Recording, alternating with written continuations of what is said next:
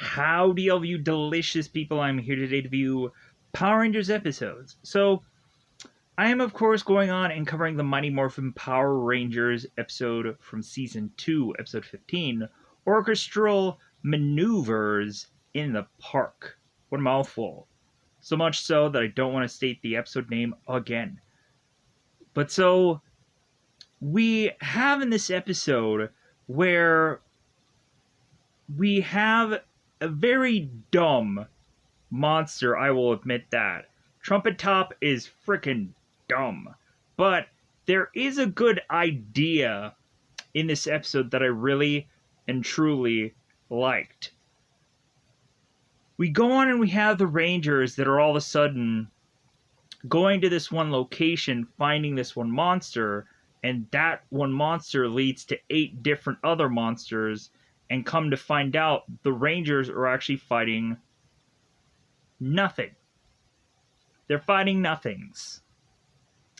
And so we have me want to compare this episode to the movie Justice League Doom, which is an animated movie for Justice League, where Batman is to go on and accidentally give villains these contingency plans for every single one of the Justice League members.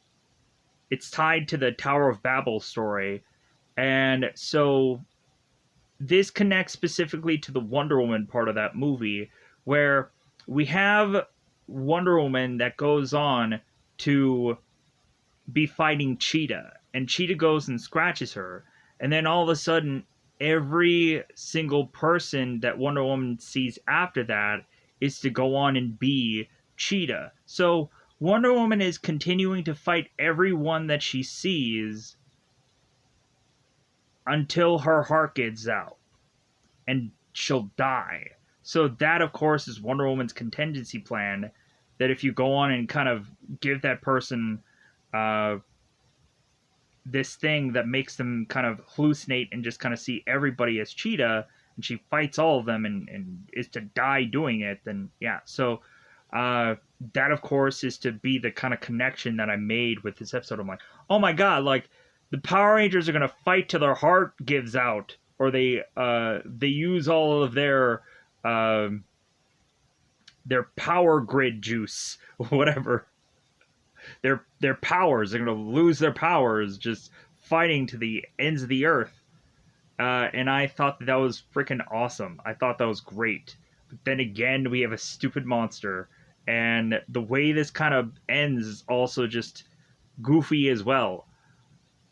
But anyways, we then go on into the Power Rangers Turbo episode, episode 30, The Robot Ranger. So the episode kind of goes on and gives this away. But I like this kind of episode because it felt like this science fiction, like, body snatching kind of episode, where we're having Justin realizing that all the Rangers have something wrong with them, and he is starting to pick up on it. And so we start to then kind of slowly but surely get hints of what's really going on. But then by the end of the episode, it ends up getting revealed what is really going on. And it ends up tying both Alpha and Zordon, which I thought was like, wow, that's kind of like a really interesting tie. Why can't we go on and redo this kind of story and have recycled it? But you would probably state it's like, well, because like Zordon and Alpha like aren't really a thing anymore. So that's probably why. But either way, it's a Turbo story. So, but I still thought that this was an interesting idea, because it was kind of like this investigation that Justin was doing. Is really cool. Really liked it. So now going on, and so here's the thing. I went on to really want to watch the Power Rangers Beast Morpher episode, Finders Keepers, which ties both Beast Morpher and Dino Charge together in one episode. And I was like, ooh, wow, that sounds really cool. Because, of course, I've seen so many Dino Charge frickin' episodes anyways. Whether it's Dino Charge or Supercharge, I've seen them anyways. I've seen a lot of them. More than I thought I would, because I didn't think I ever really liked that show, but for some reason I'm just growing to enjoy it for some goofy reason. And normally I wouldn't be very much sold. But so I went on to go into this video that I thought was the episode, and come to find out it wasn't the episode. It was just a bunch of clips just kind of all fused together, and I was like, where is the episode of this story going? It's all over the place. And you know what? Like, I will admit here that there is often a lot of times where Power Rangers episodes go so all over the place that honestly I can buy a clip compilation in one video like a Power Rangers episode, because sometimes that's just how bad the writing is, or that's just sometimes how just not as well, like, as I would want to see a certain show just be like, man, I don't like Beast Morphers at all. But here's the thing, though. I went on and I was to almost like do, like, you know what, I want to cover another season. I want to cover another show. But then I ended up going on and finding something that I liked within this weird clip video. And I saw a character called Captain Chaku.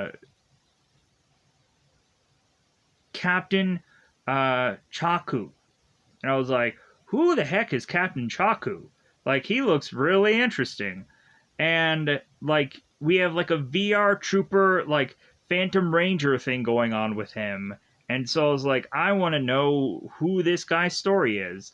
To a lot of people, he'll probably, like, yeah, that looks just like a common writer to me. And like, yeah, he does. And I was to go on and really be interested in this character.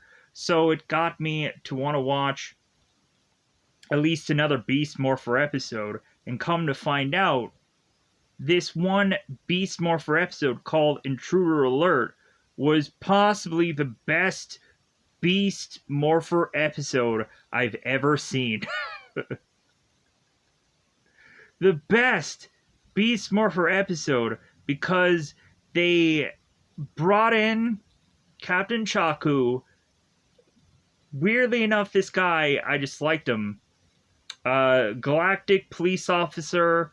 We also had the villain in this episode, which was Ryjack, that has this reanimator weapon. And I was like, oh my god, this is amazing. And why couldn't we have gone on and taken this reanimator device and just had it be on both the villain side and on the hero side?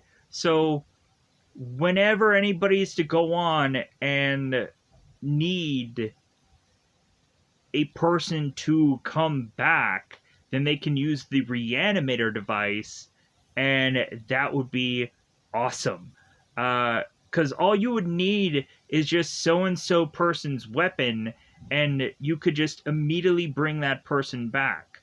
And that has got to be the coolest idea to write your way out of any situation, instead of having to go on and, like, have to do time travel every single time. You could have that reanimator device and bring it back. It would be freaking amazing. But I don't know if they destroyed it or broke it or whatever in Beast Morphers, but you can just time travel to the time before that thing broke and just be like, hey, no, we're taking this reanimator thing and we're using it. But yeah, so I definitely would go on and take that reanimator thing. Because, yeah, you could probably reanimate, like, any number of people. Yeah. So, with that said, let's go on and let's just go into these episodes, because I think it's about that time to just go into spoilers about them, because I just kind of talked about them in a very generic way. So, with that said, let's just go on and let's get into the double five time territory, because I think it's about that time yet again. Of course, going to spoiler time, it's about that time I'm going to spoil. They say episodes. So, in the beginning of this, when we have to go in and have an episode that is a tie in Curtis, we also have to bring the juice bar guy in named Richie. I don't know what it is with these characters. Like, they brought them in at the same time, and then every time either one of them have this like story going on, we have to bring either or of them, with the exclusion of when Curtis was playing football with the Rangers and Curtis was just there and Richie wasn't. But then again, I don't know how many times I would go on and see Richie that is somewhere in the uh, juice bar anyway, so it evens it out, I guess. So, speaking of Curtis, so we have both Zach and both Trini who are talking to Curtis. If you don't know, this of course is to be one of Zach's family members that they just kind of randomly wrote in one episode for whatever goofy reason. And so we come to find out that Curtis is having a jazz concert. And so Curtis is like, well, yeah, like I am having a concert, but like I had kind of lost my trumpet in the move, and so Zach, like, do you have Uncle Ed's horn, the famous Uncle Ed? Because why wouldn't he be famous? That Uncle Ed's horn, I tell you. So we go on to have Zed that is kind of overhearing this conversation about this whole horn business. And so we have Zed going on and talking to Goldar and is to state it's like, well, hey, like, if this guy is going to go on and play this horn, we might as well put a hallucination spell on the trumpet so that way it goes on and it douses all of the Rangers with this hallucination spell. So, and then when the Rangers get exhausted from fighting all these illusions, then they'll take over and they'll beat them. So we have Zach, Kim, and Billy, and so they're all just kind of walking on by, and we have Billy kind of excited about going to this jazz concert because he's talking about words of which that are very complicated to say. The intricate rhythmic patterns is what he's really interested in. So we all of a sudden have them walking by, and we have Bulk and Skull who are coming with a bunch of seemingly garden-like supplies, like a wheelbarrow, some shovels, a bunch of stuff. And so we, of course, have the three Rangers that are making fun of Bulk and Skull. It's like, well, hey, what are you guys doing? And so we again have Bulk and Skull with the same story that they always have. Try to take over the world. No. We're not, it's not Pinky and the Brain. They are to again figure out another tactic to try to uncover the secrets of the Power Rangers. So we have the Rangers that are like, okay, sure, whatever your goofy plan is for this week. So Bulk and Skull walk off. So we go on to, of course, have Zed, who calls up the putties. Why not? So we go on to have the putties who are fighting off Zach, Kim, and Billy. And so while they're distracted, we have one putty that goes on and is to have this hallucination spell and douse it onto the trumpet, and then is to have the putties just kind of make their way out of here.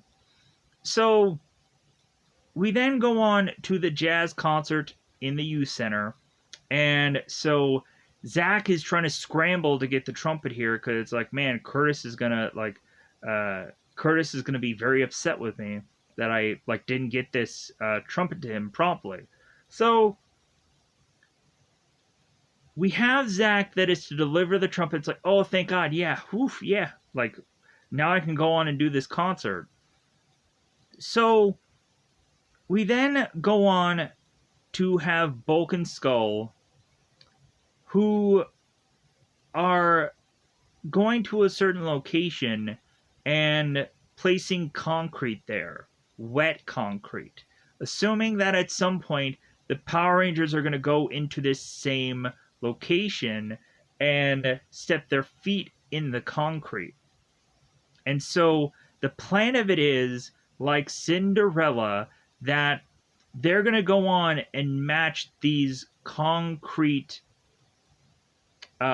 footprints to the Power Rangers, which I'm like, I'm sorry, but like anybody who is to be a size whichever is to go on and end up being the Power Rangers then. Like, that just seems very odd. Uh, but maybe if you go on and you have 5 people that are all to have the same kind of matching feet prints, then you would kind of go to the conclusion it's like, okay, maybe they're the Rangers, maybe we should just kind of watch them more. But so we go on and have Curtis that is trumpeting his way to, of course, this jazz concert. I, of course, was myself to be in band when I was a young lad, and so at first I was to go on and try to play the trumpet, but come to find out, like, my mouth wouldn't fit the mouthpiece properly for a trumpet. So I had to go on and get a much larger instrument, come to find out. And so when I was to go on and do that, I ended up forcibly taking on a thing called the baritone because they didn't have much of those in my band, so I was just kind of stuck with this instrument that uh, was to almost be like a tuba, but a little bit smaller. And oftentimes there wasn't a lot of them, and a lot of times they would just be crappy instruments because it would just get all banged up for the years and years of just reusing and whatever. So yeah, like a lot of them just like you're lucky if they worked that day.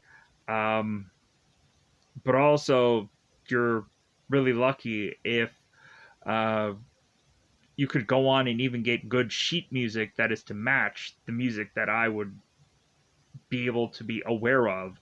And so eventually, once I got further and further with that same instrument, I was like, you know what? Like, it's harder and harder for me, myself, to find the right sheet music that I need. So I'm going to go on and just call it done with band, simply because I was just like, why is it so difficult to get my set kind of music? And instead, I would have to go on and try to do goofy things that is just like, I'm out. So back into this, sadly enough, it just like I gave up on it my after my junior year, and then my senior year I just kind of effed off, and I was kind of just randomly scheduled in a bunch of classes last minute by my guidance counselor. Because that's what happens when you try to get into some kind of work program or something and that falls through. It's great. So, anyways, just talking about me. So, we go and have Zed, who is amazed that the Putties was able to actually do a good job. Good job, Putties. You actually did something for once. So, Zach, Billy, and Kim go on to praise Curtis. We also had one point where Kim was just kind of sad that Tommy wasn't there so they can go to the concert together. Why? So they can actually go on and actually have a date on the show? Because they just, uh, like, they're really, every time I watch these episodes, it's like, man, like, when are they actually going to have, like, a date night or something, or whichever. No wonder this relationship just didn't work out, sadly enough. So, because there was never really like a true relationship because they were too busy being rangers or being anybody else, being a student, being a gymnast, being a karate teacher, busy. So we go on and again have to have the putties that now have to take this trumpet, and while kind of Curtis and Zach and all the Rangers have their back turned.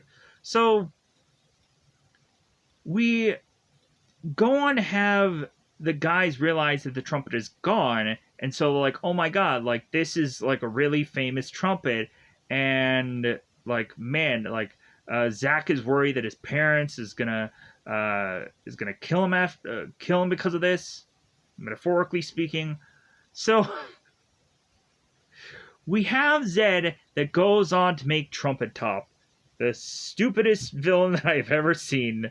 That I'm like, man, couldn't we have gone on and done something just anything better than this?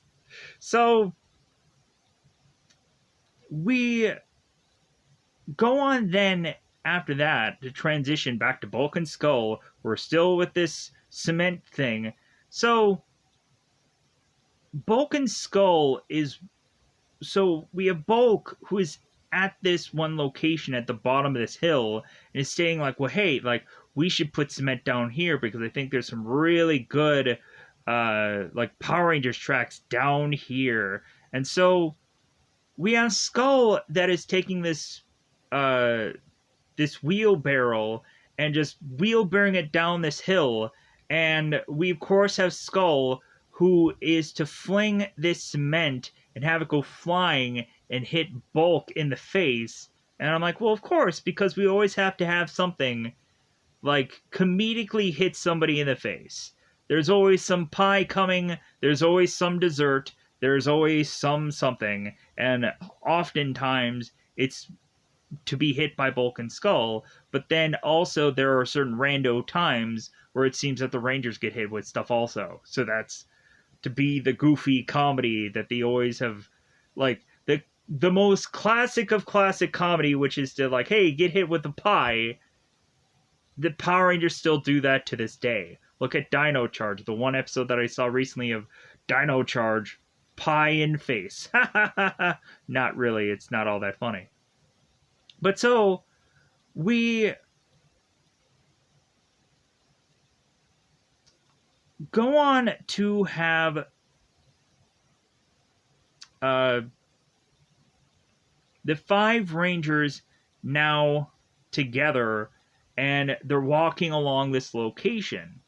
And so Trumpet Top is like, all right, like this is like the perfect time to strike. Let's go on and let's send out some monsters of the past. So we all of a sudden at first get to see Grumblebee.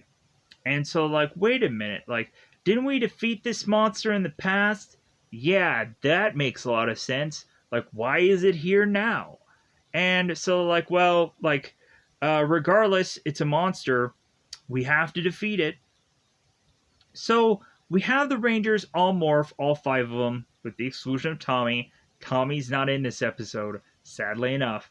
So we have the Rangers that are trying to defeat the Grumblebee again.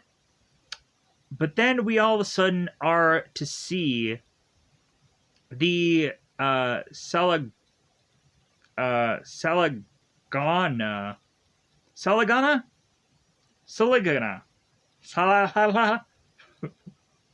Salagana. This lizard-looking, like, monster. It's great. And so he ends up going on and trying to fight the Rangers, and they're kind of surprised by him. It's like, oh, hey, hi. So We then go on to have the fighting flea that comes in and is to start to fight with the Rangers. Then we all of a sudden have uh, the Sacadillo. There we go, Sacadillo. Heaven forbid I remember any of these names because I really don't. So now we have like four monsters, and you would think that would be enough. Not so much. We go on further and are to have the Rhino Blaster come in also. This big, massive, muscular looking monster that kind of rolls his way in. So we have Zack that is fighting with the Grumblebee, and they get to this little shack where usually like lifeguards are right by this beach. So we have Zack and Grumblebee that are fighting by this little shack, and then all of a sudden, Mantis, another monster, comes in and starts just fighting Zack. And so Billy is to run over and say, like, well, hey, Zack, like, just give me a minute, I'll be right there, I'll help you out. And so we all of a sudden think that it's like, oh, okay, like, Billy and Zack can kind of take on these yeah, like, good luck with that. So we have both the slippery shark and the stag beetle that show up like one after another.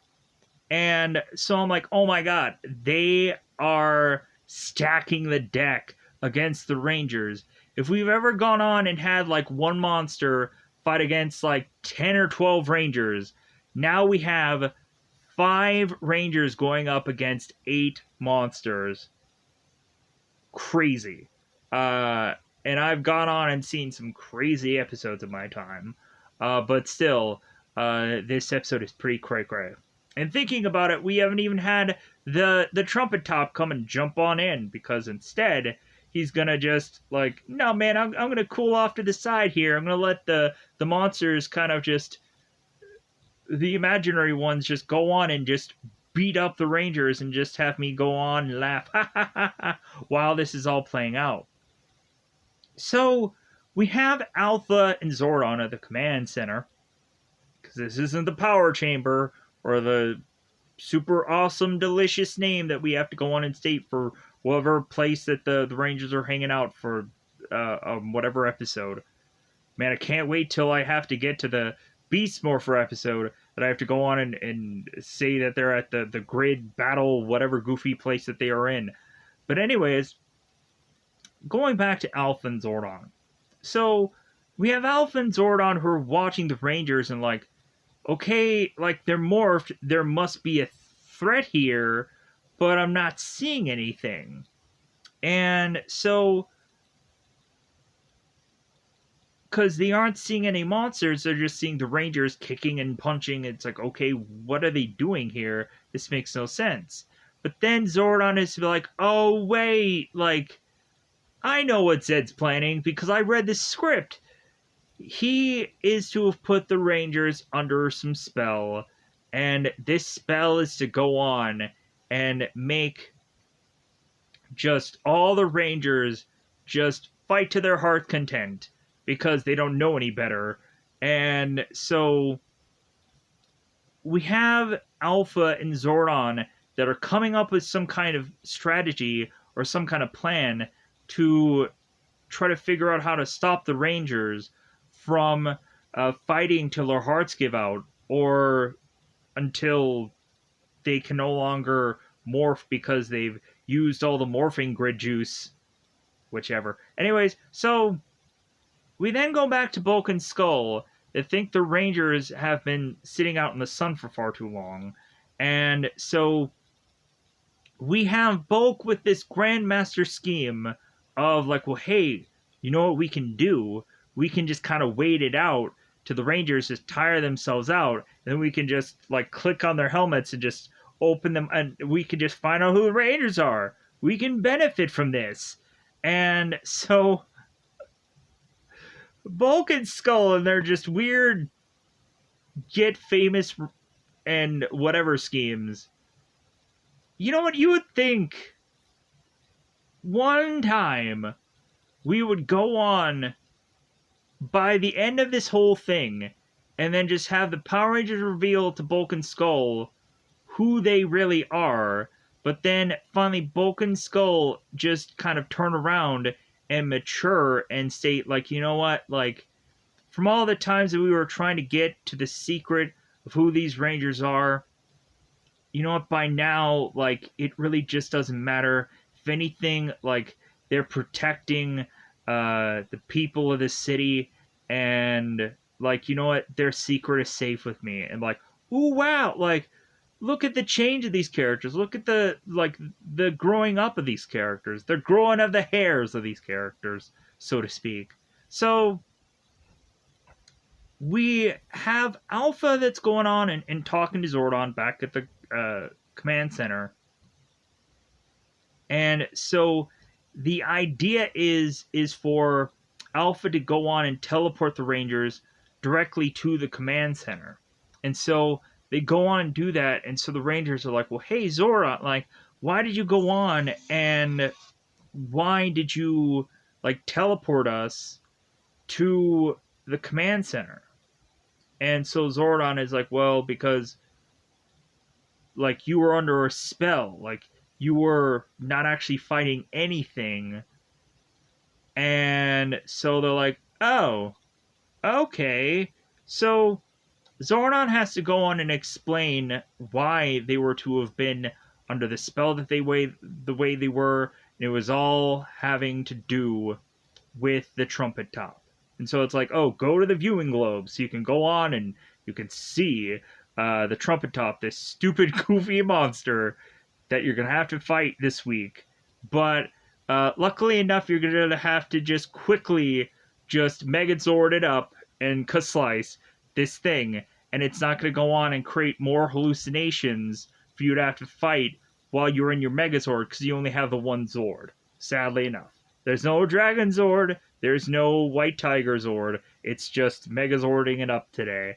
So we had the Power Rangers that are just like, okay, like, that sounds simple enough. Let's go back to action. So the Power Rangers go back, and so we then have Thundertop. Man, would that have been a better idea? We have Trumpet Top that is to go and have his Make My Monster Grow moment. We have the Rangers that call for the Thunder Megazord. They whip that out. So I'm just chucking this out there just as quickly, but maybe as funny as possible, because there's only so many times I can go on and handle some of that Power Rangers. So there is one thing that I actually really liked about this Megazord battle. Something unique and one of a kind that I liked from it. So we had the Power Rangers that were going for their blade, and we go on to have Trumpet Top, who is to grab the blade from off of the Power Rangers, and he takes the blade and he's like, aha, like, guess what I have? And then all of a sudden he ends up getting electrified, and he drops the blade, and he electrocuted himself. And I was like, oh my god, finally, some monster that is like to take the one thing from out of their arsenal and just be like, haha, like, look what I have, like, Chuck. And then I'm like, come on, what else you got? But no, he drops the saber, and so we then have the Megazord that goes on to pick the saber up, and then slice death. And so I was like, come on, like, the Power Rangers Megazord didn't have a plan B that week. Come on, you had all the other Megazords that kind of just punch him to death. just do like a bunch of punches, and like, he'll go down like Sugar Ray Leonard. So we go on to have Zed, who, of course, failure is to have been his name. Silence is his native tongue. So, angered silence, but still silence nonetheless. So, we have Zed that is go on and talk to his people and state, well, another crash and burn plan. Another chalk on the losing column, as we are, so to speak. So we go on to have Curtis, who is to come into the juice bar, and he's all just down and out. And the Rangers are, of course, to be like, well, hey, man, like, why are you so down? You put that, like, whole jazz concert together, and everybody was vibing it. Everybody was, like, having a good time. Everybody was just like, man, those fingers, though. And so Curtis is like, well, yeah, but, like, my uncle's trumpet, like, it was a huge thing for my family.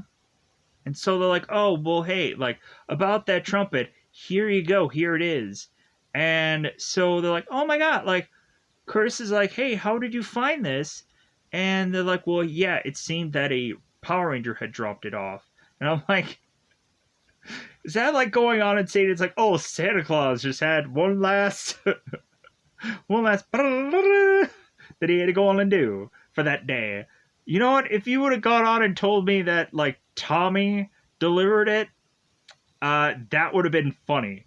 Because when thinking about it with, like, Tommy and his freaking flute and the whole trumpet thing, that would have been funny to, like, write in Tommy in this episode. That would have been a good joke. But no, they didn't go with the joke. They didn't go with obvious joke. But so, we have Bulk and Skull that come in, and so they're like, okay, guys, we have the concrete or cement evidence of the Power Rangers. Here are their feet. Now everybody in the juice bar, like, don't go anywhere. You guys are all gonna step in these things, and we're gonna figure out who is the Power Rangers. And we all of a sudden have Zach, who's telling Richie, like, hey man, you want to put in that music? And all of a sudden everybody in the juice bar is all of a sudden getting to the part of the youth center where it's kind of like the dance floor, and they're all like dancing, and they're all kind of smacking into Bulk and Skull, and they all of a sudden are desperately like holding on to this cement thing like their life depends on it, because it technically does. And we all of a sudden are to, sadly enough, have Bulk and Skull break this cement block or cement thing.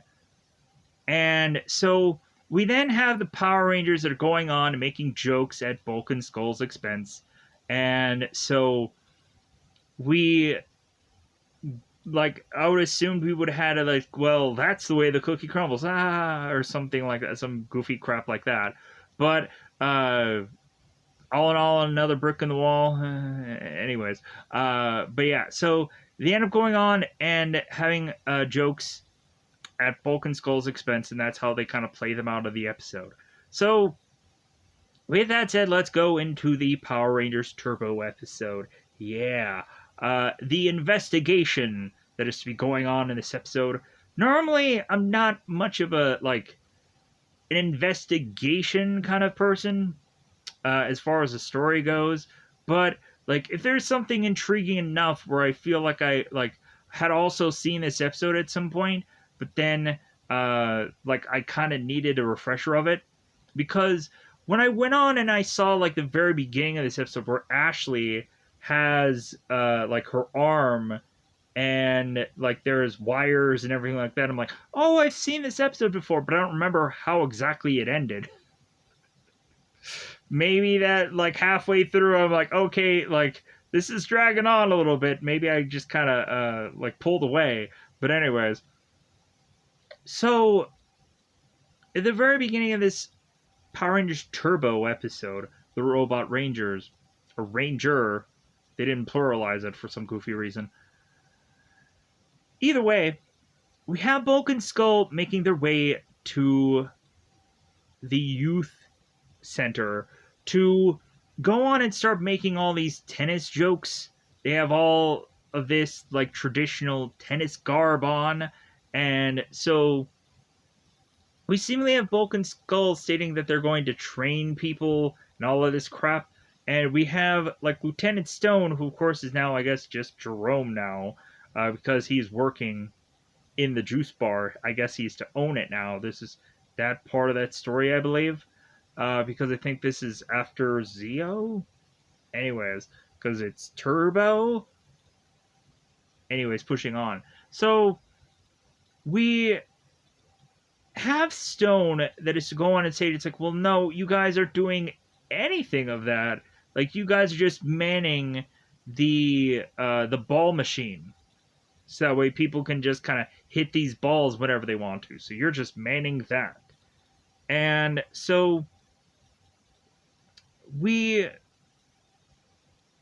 go and have Justin, Ashley, and Cassie that are all going on and making jokes about Bulk and Skull. And they're thinking, like, man, like, you guys really doing tennis? Like, I don't think that you guys know anything about it. So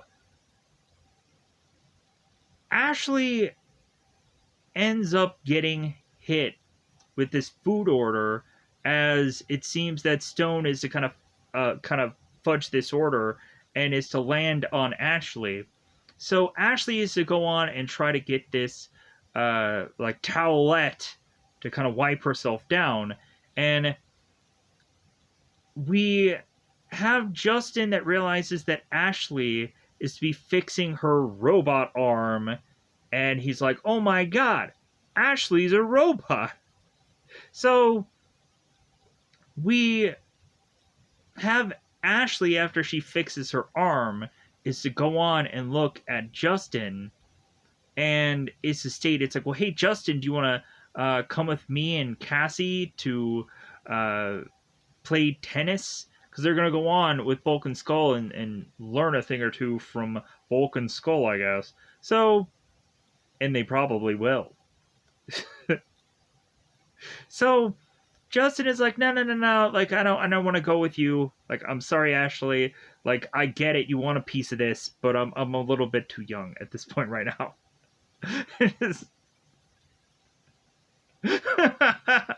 So, uh, so Ashley and Cassie, Bulk and Skull, they go on their way.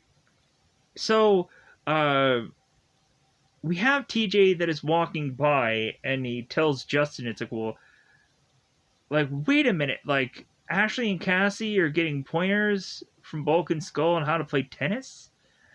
And so we have Justin that is trying to explain to TJ what he had seen from Ashley, and we have TJ who's just kind of like, no, man, like, I think you just saw, like, wires or something coming out of her, like, communicator, and that's what you saw. And Justin's like, I don't know, like, there's something up with Ashley, and I just gotta figure out what it is. And so when Justin is to tell TJ, it's like, well, hey, like, how about you come with me and we make our way to just kind of watch and like just study Ashley to see if something just stands out. So when they get up, we find that TJ's Walkman broke. Oddly enough, we have TJ that states that it's a radio, and I'm like, isn't it a Walkman? Like, I don't know. There's some times where I guess you would use a Walkman for probably just a radio, and that would probably be it. But like, I don't know. Like, I would normally have like cassettes in my Walkman when I was a young lad, and the thing that I remember listening from a cassette most often would oddly enough be like, I really couldn't get any like hard rock stuff. So a lot of times it would just be kind of pop music. I didn't get into like hard rock till I was like actually like being able to realize that I could then listen to music on the radio, like and then I was like, ooh, wow, like what's this what's this kind of what's this music? And I was like, ooh, wow, this is cool. But anyways, so moving on. So we have Bulk and Skull who are who is recording Ashley via a camera or camcorder, so that way to show Ashley what she's doing wrong and kind of point it out to her. So we have TJ and Justin that are kind of watching on, like, okay, like, what are we supposed to see here? So Bulk ends up going on in first and is to kind of show them how to kind of serve and hit the ball. And so then Ashley goes up there and she hits every single one of these balls to the point of the racket is to just be like almost like in shambles and broken. And so Bulk is telling Skull, it's like, well, hey, do we have another racket? And Skull's like, yeah, I think we have another racket. So Divatox is going on and talking to Porto. And so Porto is to come up with a monster called Flashhead, which, in all honesty, is a very goofy, fugly looking monster. But for some reason or another, for me, it just gets the job done. Because, of course, like, this is almost somewhat a movie themed monster, even though he's freaking fugly still. Uh, so we come to find out that this monster is to go on and is to take from its flashbulb that's on top of its head.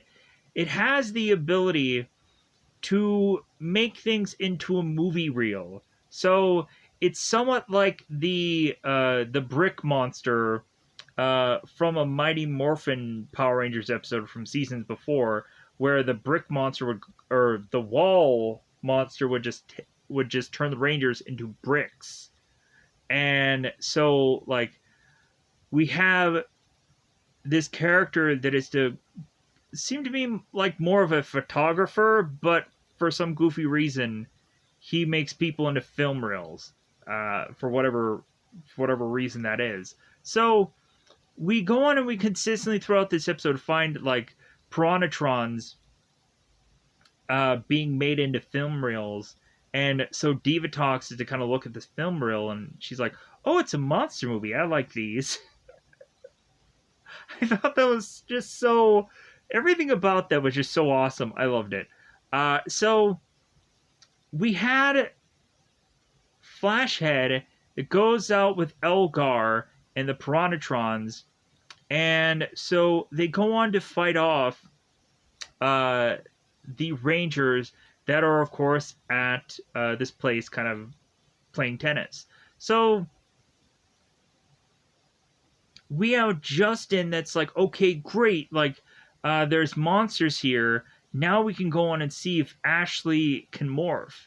And if she doesn't morph, then we can pick her out and just be like, okay, why couldn't you morph, Ashley? Because you're not a legit ranger and you're a robot. So, come to find out, Ashley can go on and morph like all the other rangers. And so then Justin's like, well, I guess that just throws my logic just out the door. So Justin is to realize that the Rangers are in trouble. So he's like, okay, like, I'm going to morph, but I'm also going to wait for Carlos, who is not here yet. And so when Carlos arrives, then both Justin and Carlos morph together. So we have the Rangers that are fighting the Piranhatrons, and we all of a sudden have Elgar, who's to get the ball machine working, start poo, poo, poo, poo, hitting some Rangers at first, but then all of a sudden he turns around and the ball machine is starting to hit like his Piranhatron, so he's like, oh crap. So we start to have the Piranhatrons that are starting to thin out, and so it seems as Elgar, as he disappears after the whole ball machine has kind of lost its luster for Elgar. So we have the Red Ranger that goes on to attack the Flashhead, and so the Flashhead is to go on and run away from the Red Ranger, but then he turns around and waits till all the other Rangers are to come to him, and so he uses his flash that's on his head. And that just goes on and is to blast all of the Rangers all at the same time and kind of knock them down. And then he goes on and is to uh, go on and wrap the Rangers in this film and just kind of tie it all around them. And so we luckily have the Rangers that end up dodging Flashhead's next attack, and they end up kind of getting out of the way just in time for Flashhead to then flash the Piranhatrons and make a bunch of them into film reels. So we have the Rangers that use their blasters on Flashhead, and so we go on to have Diva Talks that is like, okay, like, fire the torpedoes, like, let's go on and let's, like, kind of make our monster grow moment. So we have the Rangers that go on to get the Rescue Megazord, which, again, I, of course, am to think the Rescue Megazord is freaking awesome looking. So much better than half of the stuff that I would go on and see as far as Zords go for Lightspeed Rescue. Man, I would probably say that, like, yeah, I've probably gone on and said about the Rescue Megazord, but just yeah, very cosmetically pleasing in my brain noggin. So we have Flashhead that is to talk about being a director and is to really think that, like, his story isn't going the way he wants it to, so he is going to try and adjust it and tell the monster, it's like, oh, no, like, you're not going to go on and you're not going to, like, take me out the way you want to. Like, no. So we have the Rescue Megazord that goes on to its artillery powers, and so we have Flashhead who's like, wait, that's not how it was in the script. And so the Rescue Megazord blasts Flashhead and takes him out. And I was like, oh man, like, that was actually such a cool monster, but it was wiped out so quickly. But I get it. It's a gimmick monster. Where can you really go with it? But still, it was fun. So we go and have Justin, who is to see Ashley and apologize to her for the mistake that he was to go on and make before about her possibly being a robot. And so we all of a sudden have Carlos, who's kind of waving over Justin, like, hey man, like I need help with my homework, and only you, Justin, could be the only guy to answer this problem because you're a whiz kid. So Cassie is to go on and talk with Ashley and TJ, and so they're all together and they're like, well, hey, like, do you think Justin suspects anything? And we of course have Ashley that's like, well, he saw the wires. And we have TJ that's like, yes, he knows too much. We have to just take him out now. Anyways, so we have Justin that goes into school the next day, or maybe some portion of this day, I don't know. So either way, school happens, and so Justin makes his way to TJ's locker, and it seems that TJ is using his locker as possibly some kind of charging station, and Justin is like, oh my god, what an unusual locker. And so we have, of course, Justin that just kind of freaks out. He's like, oh my god, you guys are all robots. All of you are robots. There's no one to turn to. You guys have all been body snatched. Like, What can I do? So, and we have like Cassie and Ashley and TJ, and they're all looking at Justin. It's like, well, hey Justin, how's it going? He's like, so we cue back on to Diva Talks, who is ordering flies with her order, whatever food that she's getting. It's gonna be very weird. So we have Porto that is going and state like, well, hey, like Diva Talks. Luckily for this episode, I have a second monster for you, and of course, this is Voltamizer. What a goofy name for a circus like monster that has this whip that is to electrify people. And I'm like, why? This is so absurd. It's so strange, but we'll just go with it. So we have Justin, who is to run to Carlos. Seemingly the only ranger that he doesn't know is to be a robot or not. So Justin, it's like, well, hey, like Carlos says, like Justin is running away from the rest of the rangers and opening this door and smacking Carlos in the face. He's like, oh man, you hurt my nose. And he's like, oh my god, you're hurt. So it must mean you're human. Carlos is like, what are you talking about? So Justin goes on and explains to Carlos that it's like, hey man, like, I think all the rest of the Rangers are robots. Maybe you and I are the only ones that are left that are the real deal, the humans. So Carlos is just like, Justin, okay, all right, whatever. So whatever you got going this week, man. Like, we only have so many of these Power Rangers Turbo episodes we have to just kind of make our way through. Like, hey man, like just so we all of a sudden have TJ who is calling up both Carlos and both Justin to need to go on and deal with the monster upon this day.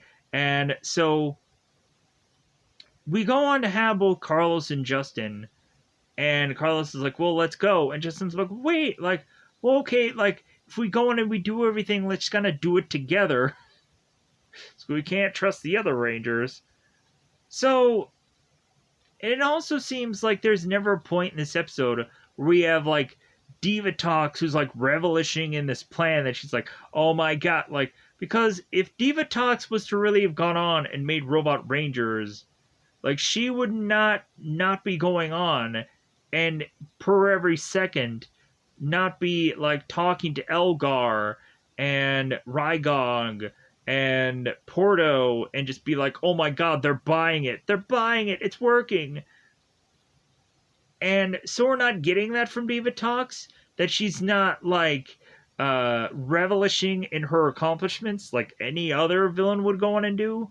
So we realize that this has nothing to do with Diva Talks, and so it must be something that is to seemingly be on the side of good, bizarrely. So we have Voltamizer here, and so we also have him with Piranhatrons. So what happens while the Rangers are going on and fighting this monster is we have Voltamizer that goes on to use this whip, and it's to crack the whip on the Rangers, and that goes on to have the Rangers all fall down this hill. And by the time that they get to the end of this hill, they all demorph. And we all of a sudden end up having Carlos, when he gets up, we have him lose half of his face. Half of his face is on the ground. Carlos goes on and picks it up, puts his face back on, and then, so now, of course, we have Justin that's like, oh my god! All of you are now robots! Oh my god, there's no one I can trust! Is the whole world now robots? So, we all of a sudden have TJ who is calling for Alpha to bring them back to the command center, and Justin is calling the command center, or no wait, it's a power chamber now, because it's Turbo, and Justin's like, no!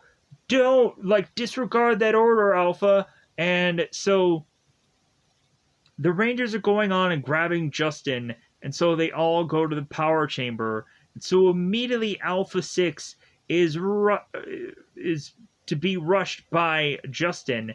So Justin is going on and explaining, it's like, the Rangers are robots. And Alpha's like, well, like, what's so bad about being a robot? And so Justin's like, what's going on here? So we all of a sudden finally have to go on and explain this to Justin. Finally, we have to break it to him. So we have, like, hey, other Rangers, come on in. Like this was all an experiment. So we have Demetria that says that the robot Rangers were built by Zordon and Alpha 5 at Altar. So I'm like, why couldn't we get more robot Rangers?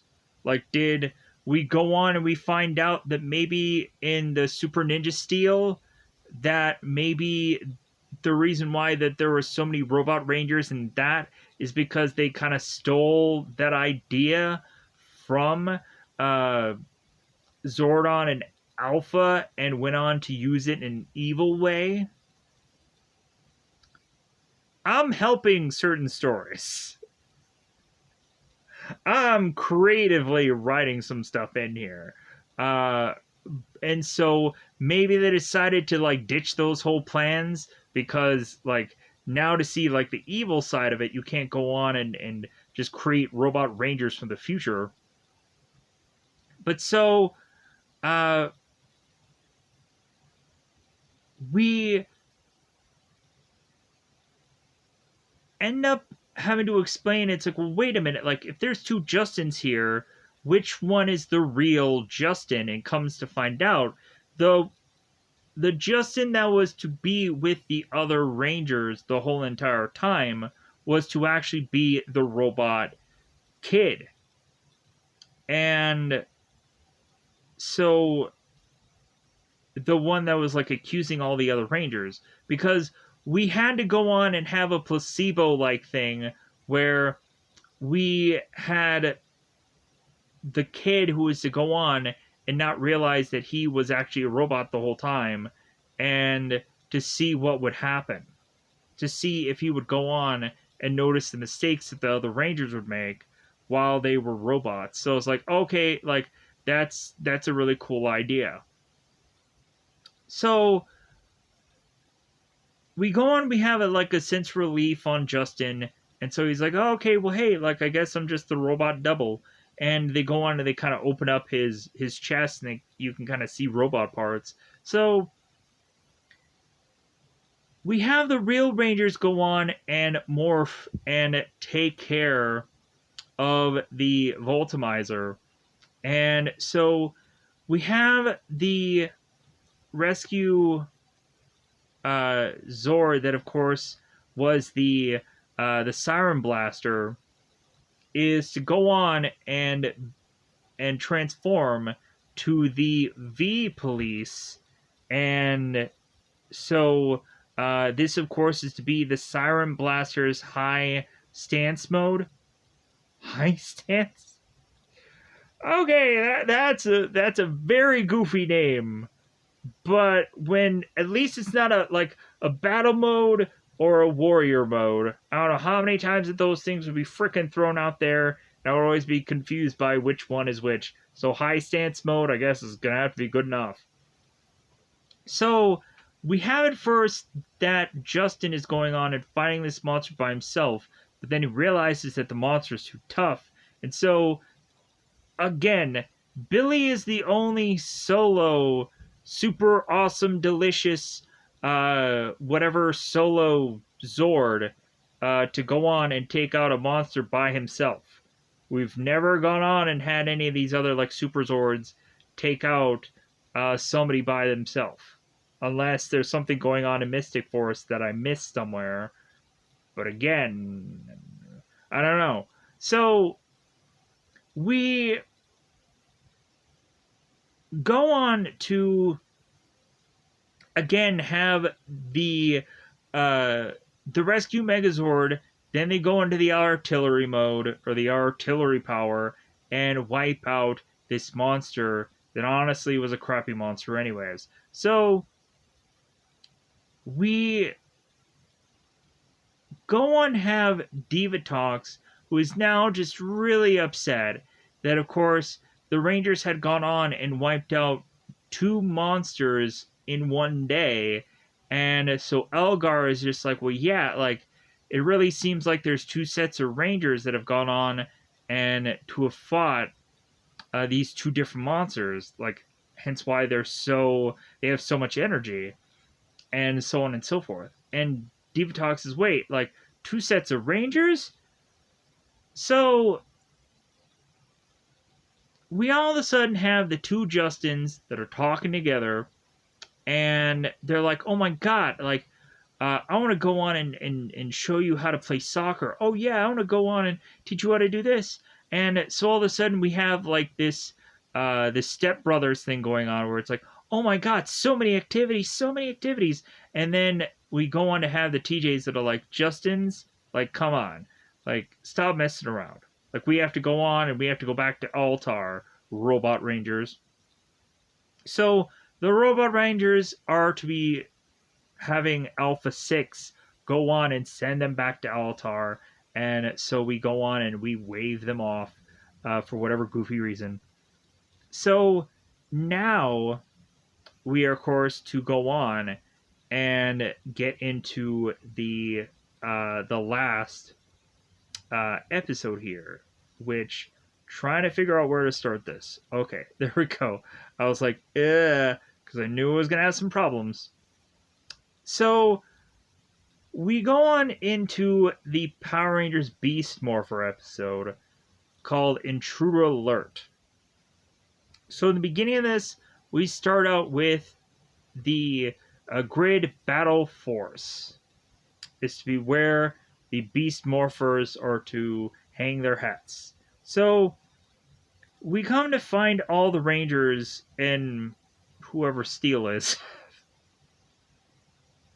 Whoever that guy is, he just comes in and is just like, man, like, you're a buzzkill, buddy. No. So Nana's going on and talking to the Rangers as well as Commander Shaw, because she's always there. And Nana's going to state that he was to find some strange message. And so that strange message is to, of course, be about Ryjack and that he's coming. So we go on to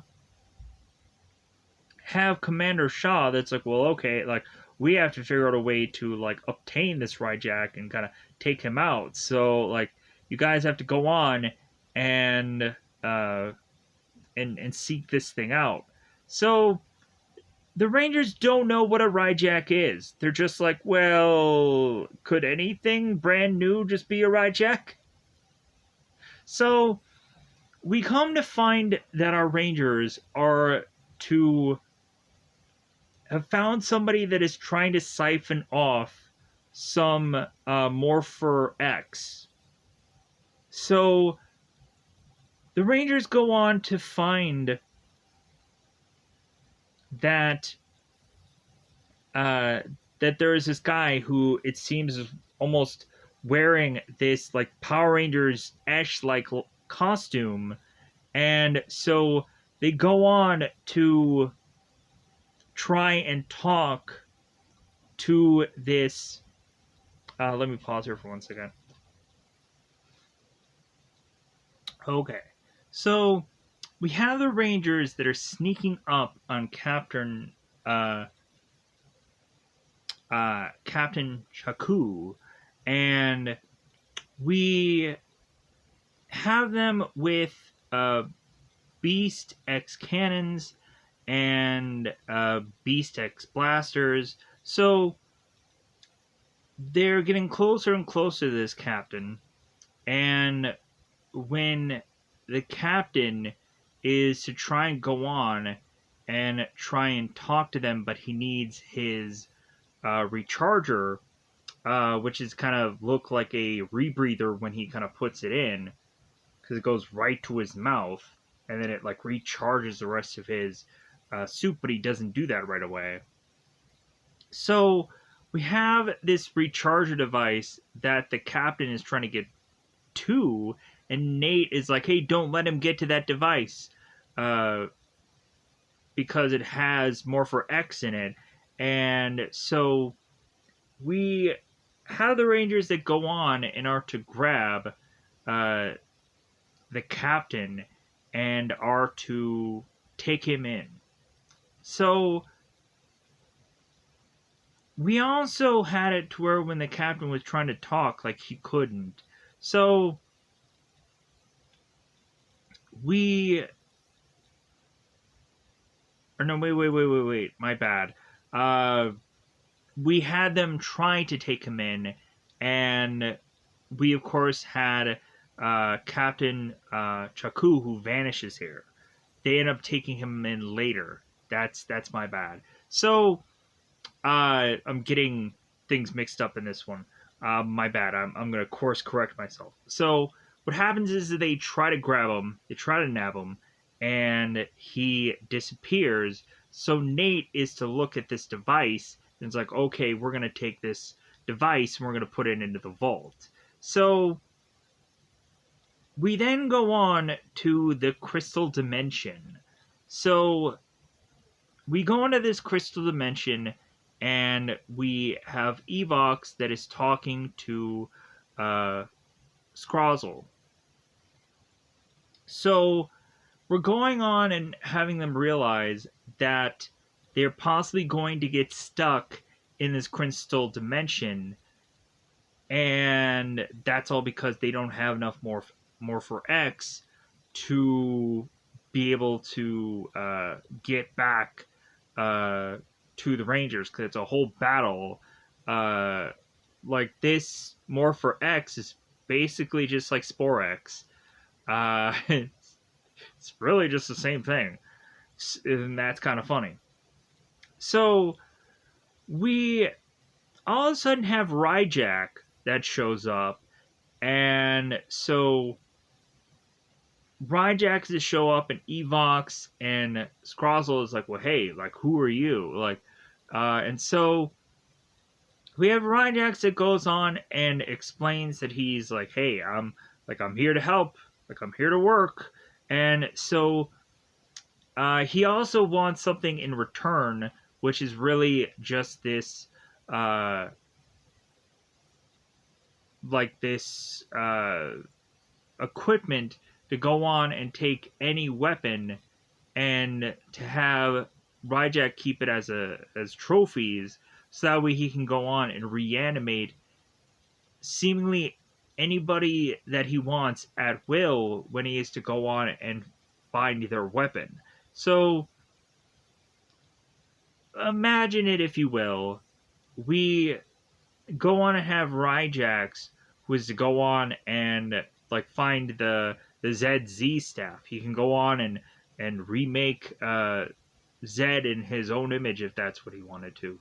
But instead, we have Ryjack, who uses this reanimator device to go on and re-bring back Vargoyle. So this is Vargoyle 2.0, and he is to, of course, be more gold. So we go on have Evox that's like, okay, like, I think I can go on and work with this guy. It feels like there's a real benefit to the use of this equipment, and so like let's just kind of have him go on and kind of work for us. So we have both Ben and Betty Burke that are to go on and have this weird like trap system in place, because we have Captain Shaw, who is to emplace both of the Burks with the security detail of this location that is to have all these things that of course, the villain side wants. And possibly this new intruder that, of course, is to be the Capitan. So we oddly enough have both the Burks that are to really be waiting a very long time for a villain to show up and break in here. And so, like, you know what? Like, we're getting kind of hungry. Like, let's go on and let's make our way to get some food, and then we'll come back, and I'm sure the monster is still not going to be here. So, the Burks try to make their way through all of this, like, goofy string and all of this stuff, and they're kind of having to, like, Mission Impossible their way through, through this trap. And so all of a sudden we find that Ben is to sneeze, and then when he sneezes, he sets off this trap that sets off all these marbles. And so we, of course, have both Ben and Betty that end up kind of falling on this trap. And so the Rangers go and look on and are like, well, like, I guess you guys, of course, went on to, like, plan this trap really well. So the Rangers go on and take both the Burks because they might be injured to get them checked out. So while they go on and while they leave, we have Captain Chaku that comes back for his device, his equipment. And that's when they go on and that's when they pounce. That's when they get to him. So we have the Rangers that are going off to make sure that the Burks are okay. And so when they like kind of make their way back, we all of a sudden have Nate that states with Steel that it's like, well, hey, yeah, like it seems that there was a silent alarm that had gotten triggered, and so I bet that Captain Chaku has come back.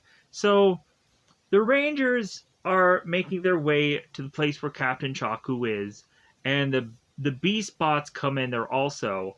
So that is where they go on, and they end up taking Captain Chaku, and I don't know what his alternate Ranger name is. It seems like they just go on and call him Captain a lot. I don't know, like, what his real Ranger name is, but either way. Even so, like, what is his Ranger color also, if he's a Ranger? Like, because we already have a Steel. Like, what is he, Silver Ranger? You got me. So, we have, of course, the Beast Bots that are going to grab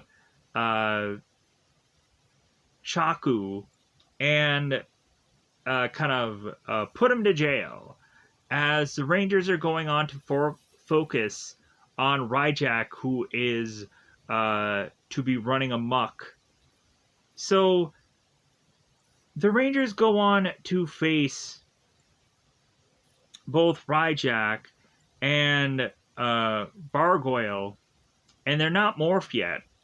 So the Rangers make their way here, and we come to find out that Ryjack is to have the reanimator. So he goes on and is to reanimate Putties and Vivix, which of course are the minion characters of both the Mighty Morphin Power Rangers and Dino Charge. So I was like, oh wow, like, this is pretty sweet. Like, this is, yeah, like, it's a simple thing, but yet it's pretty awesome. And then I could probably understand how they could have gone on and gotten, like, Goldar Maximus, whatever that means. But yeah, so, based off of this idea, I'm like, oh my god, this invention is amazing. How you just have one person that can go on and bring every single thing of the past just, like, back like that, and it's great. So we go on and have, like, Devin and Ravi and Zoe, Nate, and Steel that are all, like, trying to deal with this threat. and like it's unusual to them. They've never like fought putties or they've never fought Viveks before, and so like, well, hey, like where did you get these minions from? And so we have Ryjack that it's like, well, hey, like you guys need to study up because like if you guys aren't aware of these things, like they're gonna be coming at you pretty quick. So we have the Rangers that are going on to state like, well, hey, like you know what I can get behind? It's Morphin time. So we have the Rangers go on and morph, and so we have the Rangers go on uh and try to fight off Ryjack and Vargoyle here, and in all honesty, not quite sure what happens. Uh, let me pause here for 1 second. Okay, so and also Devin has that goofy, funny line about like, "Oh, you want to talk about history? You're gonna be history." Goofy. So, it kind of like I went on and did a different route with the one liner. But anyways, so we have the battle with Ryjax, and it seems that we had some of our Rangers that are going on and using their special abilities and things are going well. Then all of a sudden, Ryjax is to go on and use his Horn Blast, and that goes on and hits both Ravi and both Zoe, and they go down, and that ends up kind of killing the fight right there. We have both Ryjax and we have both Vargoyle uh, that Vargoyle is to take a hit for Ryjax because he forces him to, because he has this collar that is to force him to do Ryjax's bidding. So we go on to have Ryjax say it's like, well, you know what, we can go back for the Morpher X later. Like, I think we got a good enough. So they leave. So now we go on to have the Rangers go on and realize that it seems both Ravi and Zoe are a lot more hurt than they thought they were. They were getting some horn blast that was to go on and make them ill. So we have the Rangers that are like, oh my god, like what do we do now? Like how can we go on to reverse this? And so since the Rangers then realized that they had gone on and made the mistake by imprisoning a guy that they thought was Ryjax, and come to find out it wasn't, it was this guy. And so like, oh, we got the wrong guy. We took in the wrong man. So we then go on to have the Rangers who are to go into the cell that Captain Chaku is to be held. And so we have them with the captain's device, his kind of like breathing recharger. So we have, of course, the Rangers that are just kind of playing around with giving him this device or not. And so Devin, it's like, hey, give it to him. Like, I think we can trust him. And so they give it back to him. And so the captain is to go on and adjust things on his helmet. And he then is to go on and speak English to these people and be like, well, yeah, I think I can go on and I think I can help you. So we have the captain that comes in and is to go on and state that he is from the Galactic Police Force, and that if Ryjack is to definitely have his horn blast, then then there is a cure for this, but he doesn't know if it'll actually work on humans. So we have, of course, the captain that goes on and uses this antidote, and eventually by the end of the episode, it will work. So we now are back at the crystal dimension.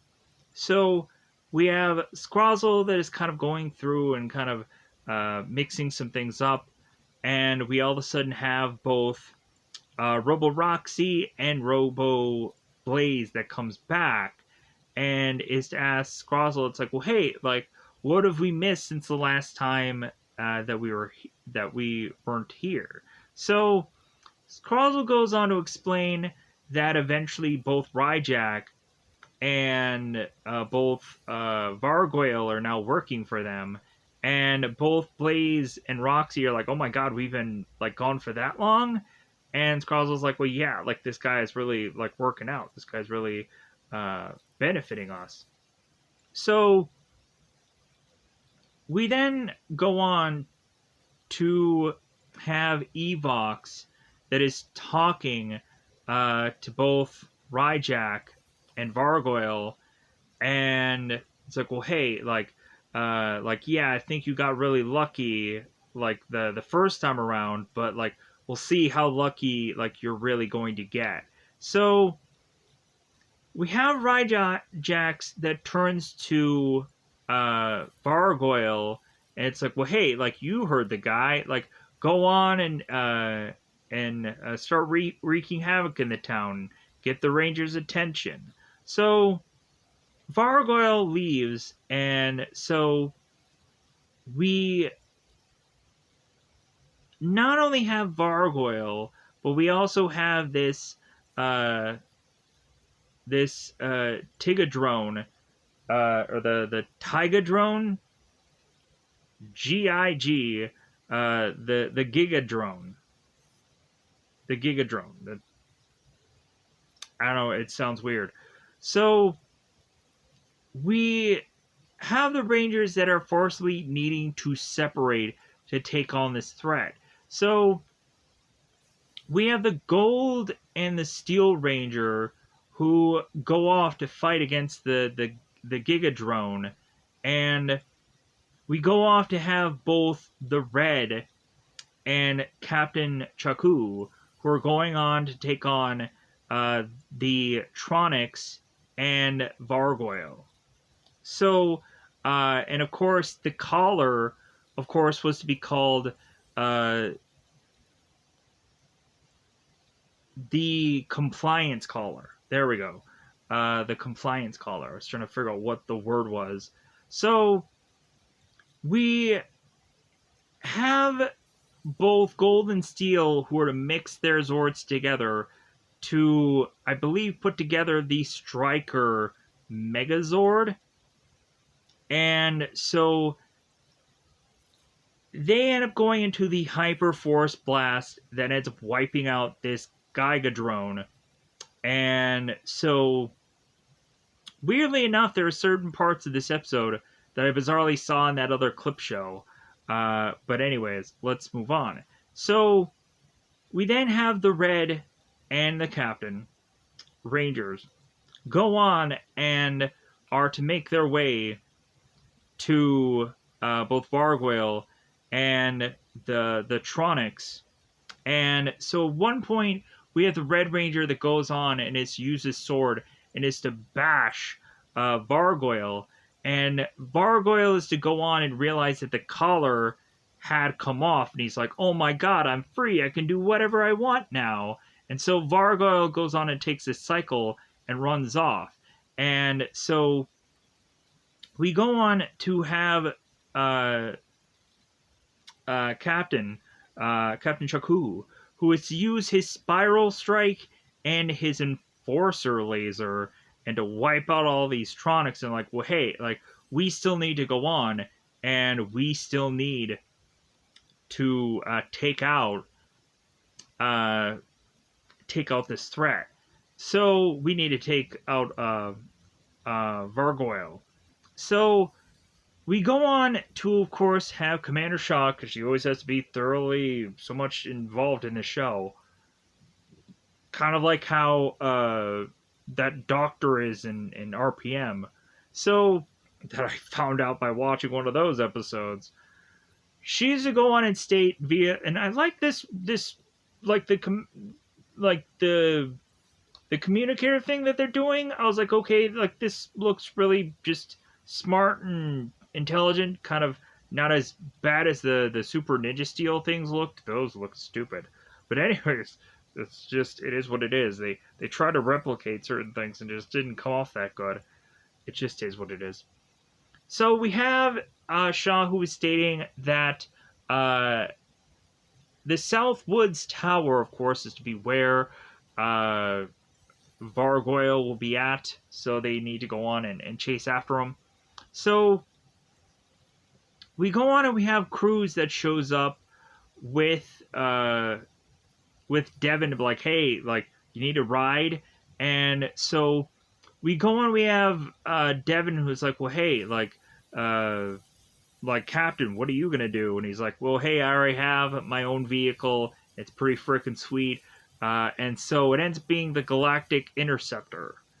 And a goofy name for a rather interesting vehicle that I would like to go on and see more of. But then I would have to kind of see more of this Captain character, which I'd be fine with. So we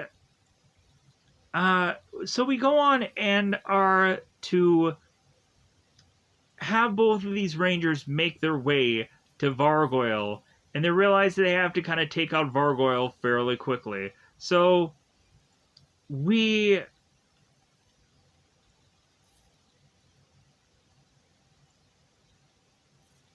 go on here to have both the Red Ranger and the captain. The captain goes on and uses his Enforcer Strike. We have Devin that goes on to use his Morpher X Saber, and is to, like, both of them combined with these weapons together, they end up taking down Vargoyle. So we go on to then have the Rangers after that are going on and talking to the captain after it seems that both Zoe and Ravi are both cured from their illness. And so we have this ranger that is going on of like, well, yeah, like it was great to like fight alongside you, so on and so forth, just kind of buttering these guys up. So we go on to find out that both the Burks have come up with this idea to kind of write us out of this episode. So they're to come up with this thief trap intruder sensor thing. And so come to find out the Burks are to state, it's like, well, hey, like whenever anybody's going to go on and have these certain badges on, they will, of course, have this sensor and not go on and attack whoever is to not have one of these badges. And so all of a sudden we find out that all of, like, Commander Shaw, all the people in this room besides the Burks, don't have badges on. And so like, oh my god, like this is going to be awful. So we all of a sudden have the sensor thing start to attack everyone in this room. They get everybody. And so Commander Shaw's like, you know what, I don't normally do this, Burks, but like, man, did you guys just go on, and man, did you do something good for once. Like, you finally, like, proved to yourselves that, like, you guys are good at something. So the Rangers go on and they're just like, well, yeah, like, finally, like, they did actually do something well. So that of course is what writes us out of the episode. The whole kind of like, wow, like the goofy kids did good. So with that said, I'm gonna go on and I'm gonna get out of here. Goodbye, everybody. Goodbye, everybody. I apologize for how long this took. Really, it just took the last episode. But when also really looking at it, there's so many goofs, there's so many jokes that I did that I probably should have just rushed to get this all done. But anyways, goodbye, everybody. Bye, bye.